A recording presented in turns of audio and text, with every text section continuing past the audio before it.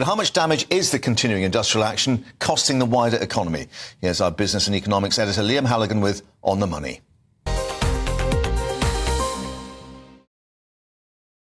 Interestingly, it's not just the rail. We've got some figures in from TomTom, the technology location company.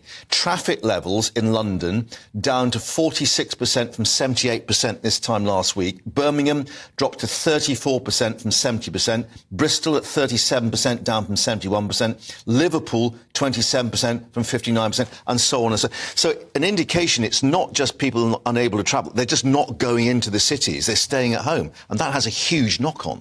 It does. It's partly because of half-term, of course, in many parts of the country, but there is something else going on.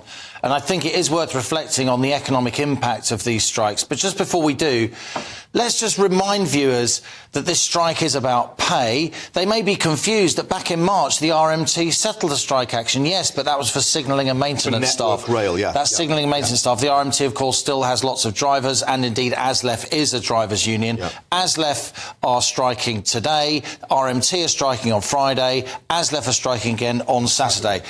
We often hear claims that aren't train drivers already quite well paid. And so I put the numbers up on a graphic here I think it's worth looking at. The average pay in 2021 for a train driver in the UK was £59,189. Across the rail sector as a whole, if you include other workers, it's £43,747. A nurse on average earns £31,093, which is roughly the average wage across the whole economy, and a senior care worker earns £20,105. So rail unions say, rightly, they haven't had a pay rise for quite a long time. That's true. As they're saying, 4 years. That's right. But they are already pretty well paid. In fact, since 2011, train drivers' wages have gone up by 39%. The other thing is that they're getting overtime, and the rail companies are saying some of these drivers with the overtime are earning £100,000 or more. And it does seem that when they're taking overtime bans, that's as effective at disrupting the services as a full walkout as such. It absolutely is. So I came in on the train today. There's very few trains on my line. There's 2 trains only this evening. Other parts of the country, there are no trains at all, and it will be the same on Friday and Saturday. So you must check your service, particularly if you're going to one of these events. But look, on the broader economic impact, this is the moment in the year when the kind of entertainment, hospitality economy really gets going. A sector that's been absolutely hammered during lockdown and since by high energy costs, high wage costs, high food costs if they're in the hospitality industry. Some of those events that Jack mentioned, their FA Cup final, Scottish FA Cup final at Hampden, of course, let's not forget that, Epsom, England-Ireland test match at Lord's. Beyonce concert at Tottenham's Stadium in North London.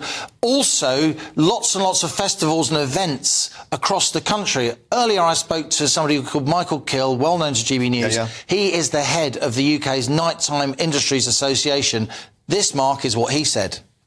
Well, it's hugely concerning for the sector as a whole. Half-term is a critical opportunity for us to ramp up revenue and trade.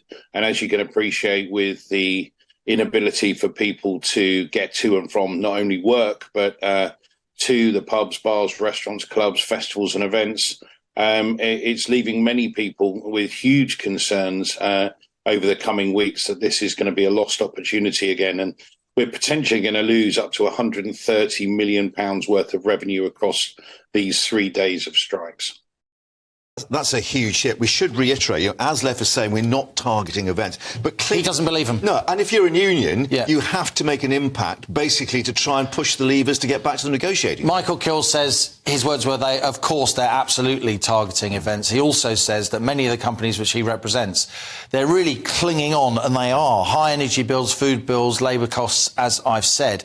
Michael Kill reckons that some companies will go bust because of this, because they're not getting the revenue boost that this time of year represents, the half-term holiday with all these events, with a bit of good weather. And so it strikes me that this is putting more and more pressure, not just on the rail delivery group, the kind of quasi-public body that oversees the railways, but the government itself, because the RMT, their members have just voted for a 6-month, an extension to the 6-month strike mandate, so they've now got the legal ability to strike. Going into as left members, I'm sure, will have to vote again soon. But the rail unions are saying this is going to carry on all summer unless they get their way.